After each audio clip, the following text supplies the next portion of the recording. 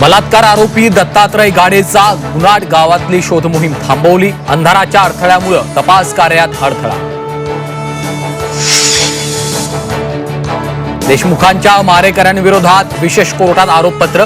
खंडणी अॅट्रॉसिटी संतोष देशमुखांच्या हत्येचे आरोप। वाल्मिक कराडच्या आका गँगचे पाय आणखी खोला। अहिल्यानगर जिल्ह्यात नायब तहसीलदाराला मुलाला कॉपी पुरवताना पकडलं। अनिल तोडमल असं कॉपी देणाऱ्या तहसीलदाराचं नाव। पाथर्डी तालुक्यातल्या तनपूरवाडी परीक्षा केंद्रावरचा प्रकार। कापसाची सीसीआय केंद्र पुन्हा सुरू। नंदुरबार मधल्या शेतकऱ्यांना मोठा दिलासा। तांत्रिक अडचणीमुळे होते केंद्र बंद। परभणी रेल्वे स्थानकात 2 गटात राडा। दोन्ही गटांकडनं दगडफेक। 1 जण जखमी। घटना सीसीटीव्हीत चित्रित।